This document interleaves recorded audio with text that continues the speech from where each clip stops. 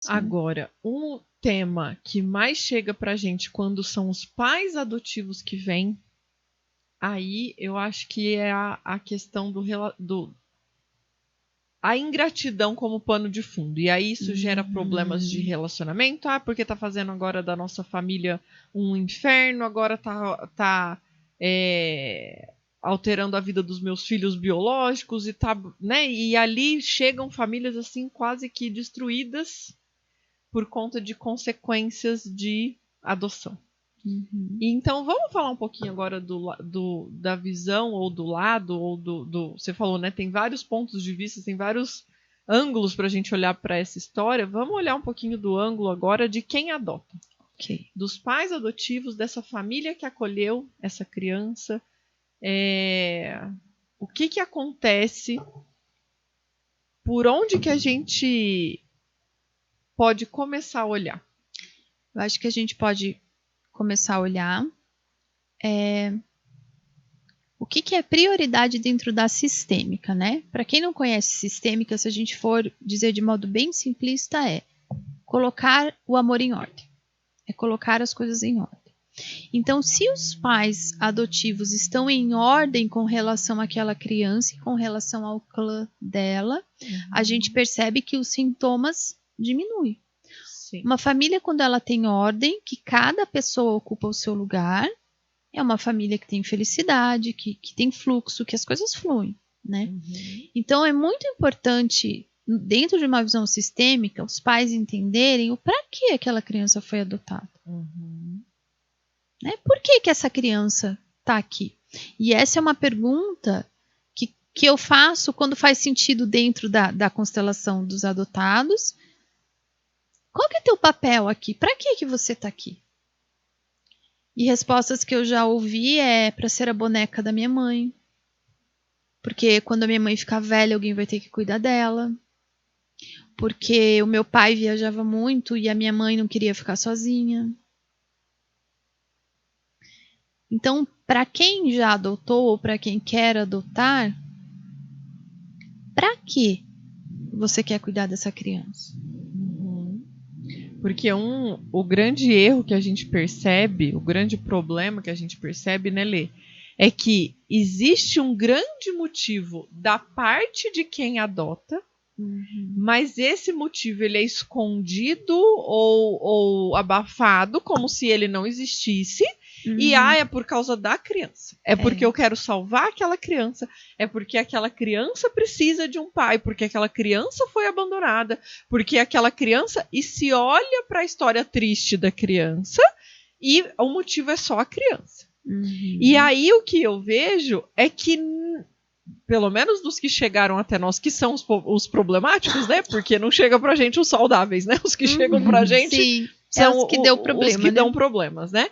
Então, de todos que chegaram pra gente, pra mim, pelo menos, esse sentimento interno nunca tinha sido assumido antes. Que é exatamente isso que você falou. Eu adotei porque eu me sentia sozinha. Eu adotei porque eu já peguei uma que o marido não queria que ela deformasse o corpo. Mas ela jamais tinha assumido isso nem pra ela mesma. Ela descobriu isso, ela trouxe isso pra consciência dela em sessão. Mas até então ela mesma acreditava que ela tinha adotado aquela criança só por causa da criança. E é importante dizer isso, né, Ju? Não é que a pessoa esteja ali premeditadamente fazendo uma maldade. Não, são movimentos inconscientes. Sim. Né? Em que ela realmente acredita na história que ela narra na mente dela, no porquê ela adotou aquela criança. E a gente vê com bastante frequência que quando a pessoa se defronta com o que está no interno dela, ela leva até um susto. E como se fosse errado, né, Lê? Exato. Como se fosse errado.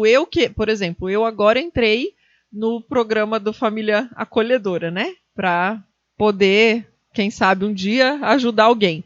E eu falei pro Luiz, o Luiz falou, amor, pra que você quer fazer isso? E a pergunta que eles fazem, né, mas pra que você quer fazer isso? Eu falei, porque eu preciso cuidar, ou eu vou comprar um cachorro, ou eu vou catar, porque eu não posso mais catar criança na rua, né, dos outros, porque você é presa hoje, né, antigamente você podia, mas hoje não pode. Eu falei, então, é porque eu preciso. Eu nem sei se vier uma criança pra mim, eu nem sei quem é a criança. Então não é por causa da criança. Porque criança tem milhões, eu vou cuidar de uma. Então, quer dizer, não é para salvar as crianças.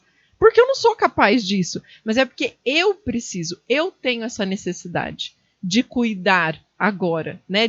Eu tô com isso, não posso ver o Noah, né? Quase rápido, rouba o menino e sai correndo. Porque é isso, né? A gente fica assim, eu pego a Olivia, eu ligo, eu mando uma mensagem pra Letícia, vamos trocar? Vem pra cá, vou pra lá. Eu vou cuidar da Olivia, eu fico com a Olivia e você, né, vem aqui dar uns treinamentos pra mim.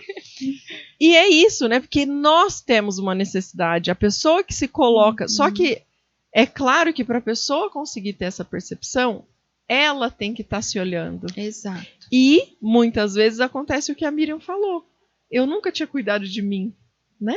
Eu só cuidava do outro, ou seja, ela nunca tinha olhado para dentro dela, e acontece isso com a grande maioria das pessoas, que ela adotou sim, achando que era só pela criança, mas não foi por maldade, foi por ela nunca ter se olhado.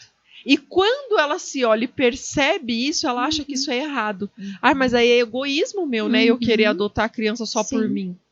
E até dizer, né, Ju, que isso não acontece só com quem adota, acontece com quem tem filhos também. Sim. Né? Então, esse pra quê, a gente ter essa consciência sistêmica ajuda a gente a enxergar além do óbvio. Além das coisas que a gente constrói na nossa mente. Ajuda a gente a olhar para camadas mais profundas e entender como o que está dentro de mim está reverberando no meu fora. Né? O sintoma. Por que essa criança está tão desafiadora?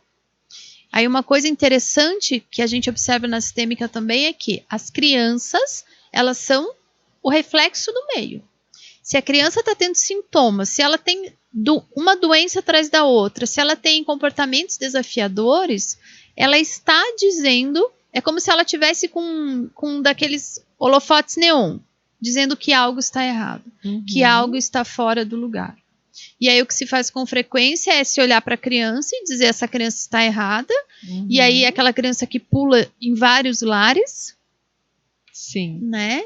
Mas quando a gente vê que é o inverso, que quando a gente consegue olhar com uma visão sistêmica, a gente vê que se o que está ao entorno da criança estiver organizado, a criança fica bem. Sim. Então, o que a gente pode falar para essas pessoas que estão, né, nos ouvindo? Eu acredito que é a questão de postura, que a sistêmica traz muito essa frase, né? Tem que olhar a postura, tem que olhar a postura. O que é postura? É essa inclinação do coração, essa intenção profunda que existe em nós, sim, com a qual nós fazemos as coisas. E aí uma forma que a gente tem de identificar se essa postura está certa ou não, que é uma forma muito corriqueira e comum e famosa, né? Que é a famosa frase, que se não fosse eu... né? Sim. E aí, normalmente, a pessoa que está na postura errada, ela usa essa frase e ela tem esse sentimento de que se não fosse eu, tinha morrido. Se não fosse eu, você não tinha vida, você não, né? E se não fosse eu, aí vem muitas coisas atrás, né? Sim. Dessa frase.